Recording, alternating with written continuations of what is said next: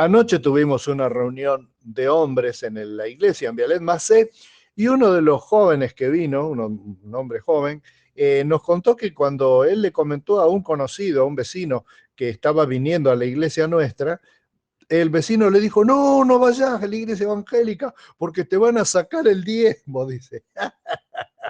Ese es un mito urbano, mira, ese mito urbano va por todas partes y le viene al pelo a las personas que le disparan, digamos, a las invitaciones que Dios ya no sabe más cómo hacerle, de que se acerquen a Él a través de ir, por ejemplo, a la iglesia. Entonces, Satanás se encarga de darle fuego a esa leyenda urbana que no es real. Te digo, yo en toda mi vida, jamás en las iglesias que yo personalmente he pastoreado ni he ido, nadie nunca, jamás, y yo no lo hubiera permitido, me ha exigido el diezmo, ni me han pedido siquiera el diezmo. Directamente yo ofrendo lo que decido en mi intimidad junto con mi esposa, en realidad, que es la que decide todo, así que ella es la que decide lo del diezmo. Entonces, y sí, debo decir, porque está acá al lado mío, si no después se enoja, de que nosotros empezamos a diezmar cuando éramos recién casados y éramos misioneros y ganábamos un sueldito muy escaso, pero a nosotros no nos importaba porque nos sostenía y como éramos recién casados, el hecho de que nos permitiera eso, vivir como recién casados, ¿sabés qué? Escúchame, no hubiéramos ido a, no sé, a dónde, íbamos a Afganistán, hubiéramos ido, con tal de que nos permitieran vivir como esposo y esposa, jovencitos los dos. Al principio, los primeros suelditos, cuando nos llegaban por giro, íbamos al correo y con el documento y nos daban la plata, el del correo nos daba la plata en efectivo.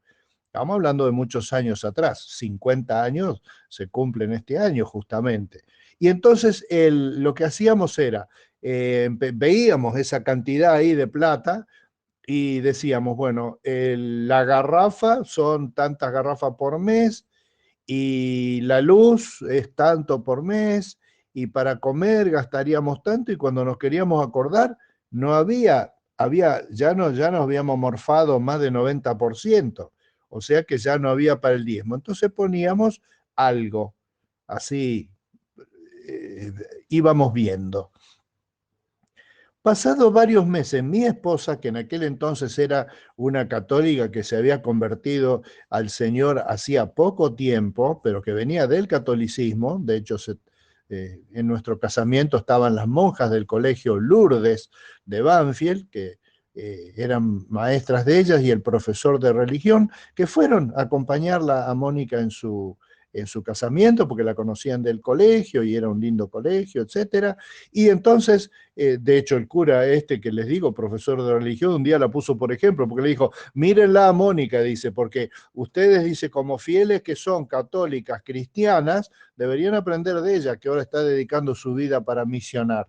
Y ahora, 50 años después, nos damos cuenta de que efectivamente era un cambio grande. Bueno, ella que venía de ese contexto, dijo un día así, vamos a tener que hacer al revés, dice, porque si no, nunca nos alcanza para el diezmo, que era como para decir, fijémonos una meta económica en lo espiritual. Y entonces empezamos a hacer diferente. El próximo sueldo, ella, porque ella siempre agarró la plata y la manejó ella como ella quiso. Quiero hacer esta denuncia pública. Sí, nosotros en casa tenemos un gobierno de doble comando, donde ella es la que da y donde ella es la que tiene el verdadero poder. No sé si te suena esto. Bueno, en casa es así.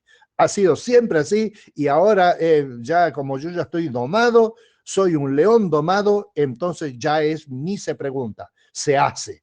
Y entonces ella dijo, vamos a hacer al revés. Y el mes siguiente hicimos así. Apenas recibimos el tosquito de plata, sacó ella el 10% y lo empezó a guardar en una, no sé, como una caramelerita chiquita que teníamos de cerámica, que la teníamos de adorno, entonces estaba siempre vacía, y ella empezó a poner ahí, y después el domingo, cuando se hacía la reunión en el living de lo que era nuestra casa, y era también el templito en aquel entonces, ahí lo volví a poner en el sobre de la ofrenda, en el la canastita donde se juntaban las ofrendas, y dinero iba para las ofrendas de esa mini iglesia de Puerto Iguazú, Misiones, donde nosotros éramos miembros. Así tan fácil como eso. El tema del diezmo es un tema que va en el contexto general, no va a dar el espacio para referirnos a todos los aspectos, pero solamente enmarcarlo. El diezmo. El diezmo se enmarca en lo que el creyente da por gratitud a Dios. El diezmo es una ofrenda en dinero que el creyente da que sirve para el sostenimiento del culto. El diezmo se enmarca en la ayuda que uno da cuando ve un necesitado. El diezmo se enmarca en el contexto de que uno reconoce que todo lo que tiene de valor viene de Dios y que muchas de las cosas que tiene de valor no se pueden mensurar en plata. Nosotros hoy día estamos tan acostumbrados a que todo vale algo que nos cuesta trabajo pensar, por ejemplo, bueno, ¿cuánto vale tener vista? Ah, ¿no lo habías pensado? Bueno, pensá, ¿cuánto darías vos si te dijeran, bueno, si usted no me da 10.000 pesos, va a perder la vista? Uno, cuando está enfermo y cuando tiene una operación difícil así, toda la familia junta plata, le piden prestada a la abuela, sacan los dólares, liquidan todo. ¿Por qué? Porque hay un motivo superior. Y ese es el tema, que a veces hay gente que se acerca a la iglesia, pero su motivo superior es egoísta o negativo y no se da cuenta de esa libertad que hay en Cristo de justamente hacer lo que uno quisiera. Y también hay eso, no, la ofrenda es algo privado, una cosa que yo sé en mi corazón pongo. Mira, no sé si debería ser tan así, creo que sí, creo que debe haber privacidad, pero no ser tan fanático tampoco con la privacidad, porque en Juan 8:20 leo un texto nada más de ejemplo, para decir que Jesús dice, Jesús dijo todo esto, dijo que los ricos ofrendaban de lo que les sobraba, o sea, de el, ¿cómo es que se llama? El overflow de lo que ganan, el derrame de lo que ganan. Y entonces,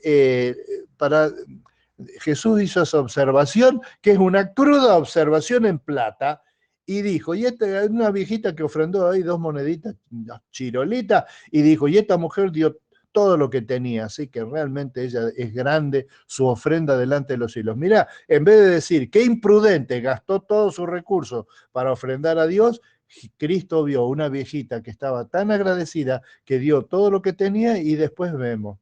Y ella era una viejita que seguramente ya sabía que no le iba a faltar de todas maneras. Jesús dijo todo esto mientras enseñaba en la parte del templo conocido como la tesorería. Pero no lo arrestaron porque aún no había llegado su momento. Pero se lo había ganado, ¿eh? Se lo había ganado por hablar de plata sagrada en el lugar de la tesorería del templo de Jerusalén.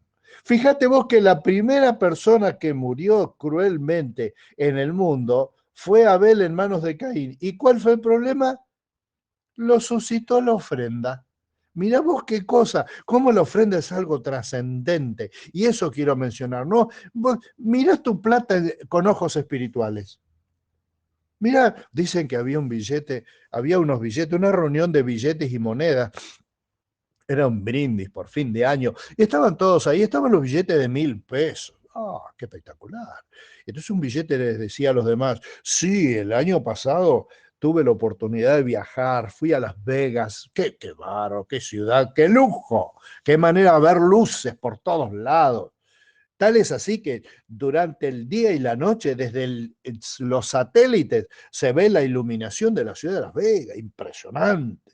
Sí, sí, y a mí me apostó uno, 10 como yo, nos apostó en una apuesta el tipo así, pa, y perdió. No, se quería matar. Bueno, después nosotros fuimos, sí, yo fui de viaje a París, dijo otro, la Torre Eiffel, qué maravilla. Y de ahí he viajado por todo el mundo. La verdad que ni me acuerdo ya por qué lugares estuve. Y estaban todos así, entonces por ahí había entre ellos una monedita de 5 pesos. Y otro dice, che, ¿y vos qué tal? No, lo mío es mucho más humilde, dice, yo voy a la iglesia, entro y salgo, dice, eso es toda mi vida. Ay, ay, ay, ay, ay. Pensá seriamente, ¿qué cosas das a Dios en un pobre o en una iglesia?